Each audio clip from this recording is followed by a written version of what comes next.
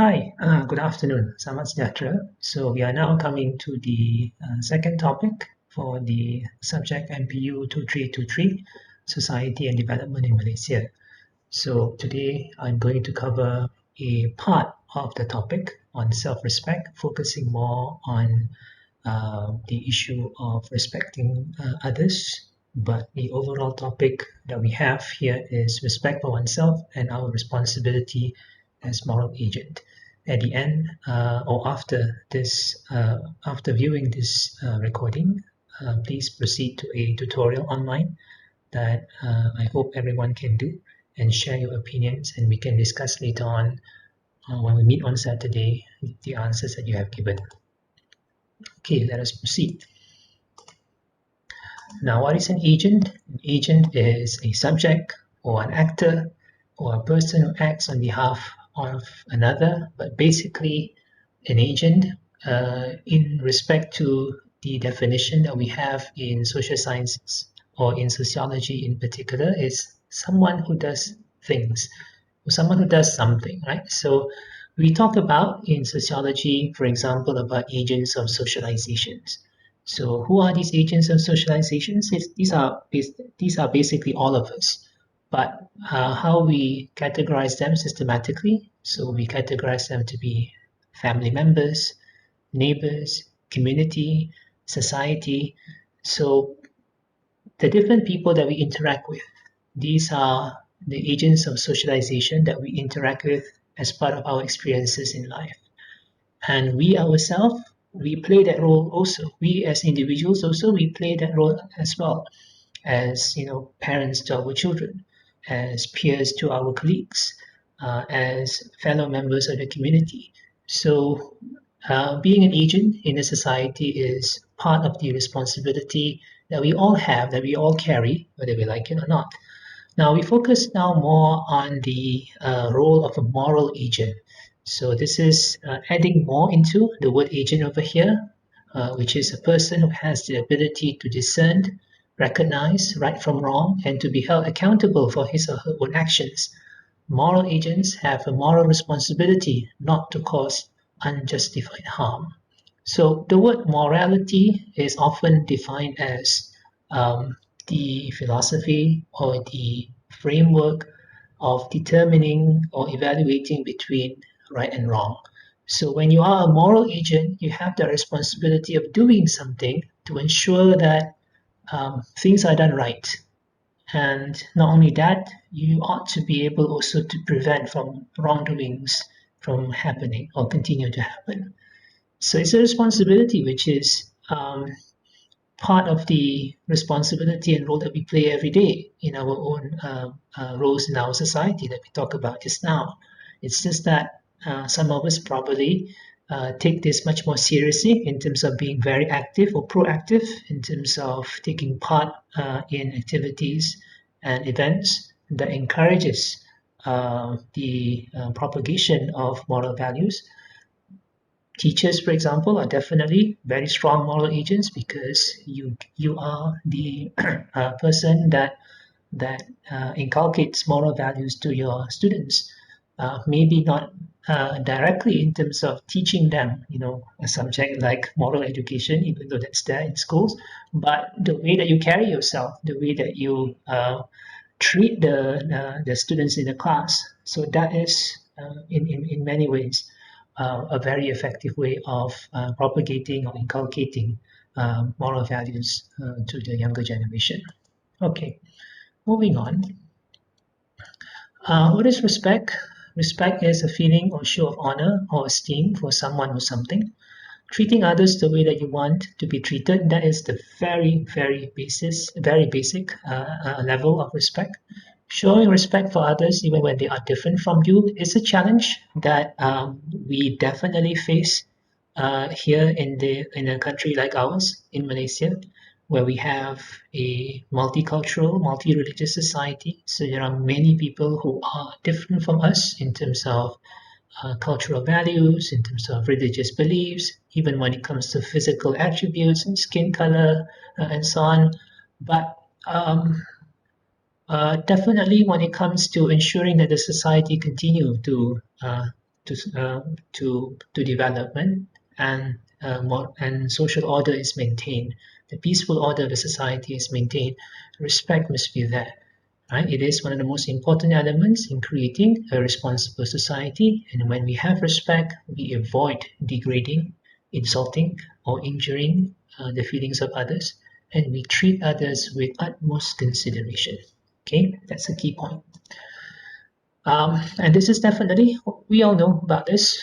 Treating others the way that you want to be treated is often referred to as the golden rule of life that we have one way or the other expressed in the doctrines or in the teachings of the religions in the world.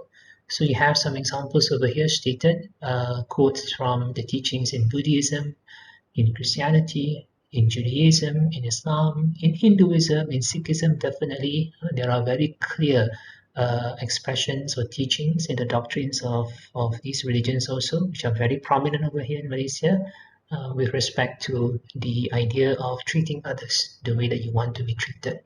The quote that we have over here that is attributed to Islam: "No one of you is a believer until he desires for his brother that which he desires for himself." That is not from the Quran. All right, I can say that because I'm a Muslim. I've studied this before. So this is actually a quote from a saying attributed to the Prophet of Islam, Prophet Muhammad, peace be upon him. Okay, now this is the main thing that we would like to focus for today, and something that I would like you to refer to when you do the tutorial after this. The 6 dimensions of respect. Now, this is basically a framework on how do you treat others and apply the values of respect in terms of our social interaction: curiosity, attention, dialogue, sensitivity, empowerment, and healing. Curiosity simply means that you are interested to know about another person. The opposite of curiosity is indifferent. In Malay, we say tak kisah. So if you have that kind of attitude, very negative, right? You tak kisah, very indifferent, means that you do not value the existence or the presence of this particular person within your environment. So when you are curious to know about someone, it's actually a good thing, of course. Being overly curious to the point of wanting to know every single information in the personal lives of the person, that can be very bad. But curiosity, as in wanting to know why, for example, he does this in the morning every day, why, for example, this person wears this particular clothes on certain days, why, for example, this person on certain times do not eat during the day. So wanting to know about that is a very big dimension when it comes to respect. And then attention. So once you're curious, you are attentive when it comes to the specific practices and observations of certain behaviors on the part of the person. So you know, for example, that you've noticed that this person on a certain day during the on a certain time during festivities would go to a certain place.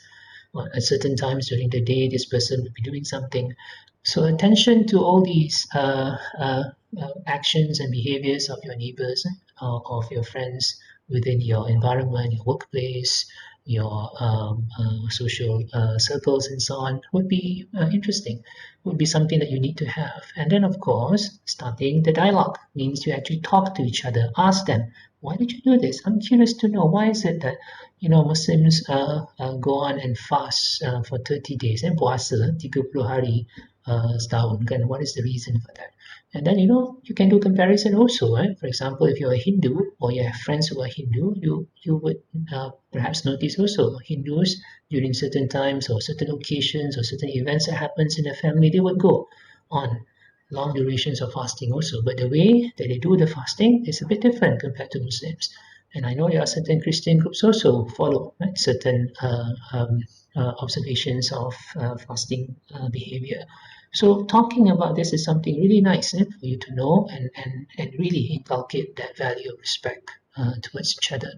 And then sensitivity. So because you are different, definitely you need to understand that there are differences amongst us, that regardless of how much you feel that, why not all of us be the same?